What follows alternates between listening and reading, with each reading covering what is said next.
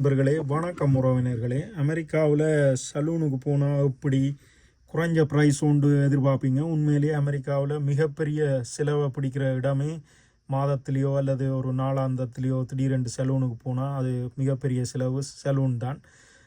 நார்மலாக cake cutting செய்து serve பண்ணினா $30லேயே ட்ரிம் பண்ணி விடுவாங்க.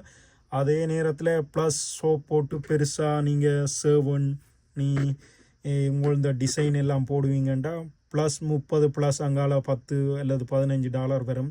அது சொல்ல முடியாது.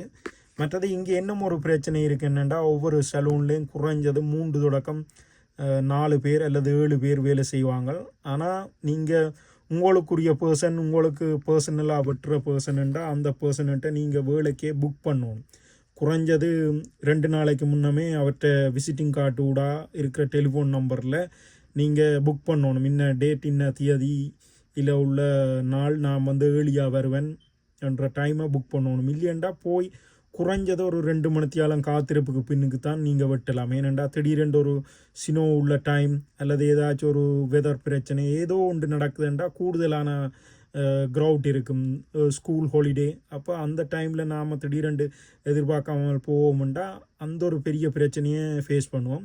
மற்றது கட்டாயம் $30 கார்ட்டில் பே பண்ணினாலும் $2 $3 டிப்ஸ் கொடுக்கணும். இல்லையண்டா அது பெரிய ஒரு பிரச்சனையாக அவங்க பார்ப்பாங்க. டிப்ஸ் இல்லாமல் வரவே இல்லை. வந்தால் அடுத்த முறை வெட்டேக்கில் கொஞ்சம் உங்களை தாமதப்படுத்தி தான் வெட்டுறதுக்கு முயல்வார்கள். அது ஒரு பெரிய பிரச்சனை. இது நான் இந்த கிழமை போய் கேக் கட்டிங் பண்ணினா இங்கே அமெரிக்காவில் மாதம் ரெண்டாவதாக வராது, மாதம் முதலாவதாக தான் வரும்.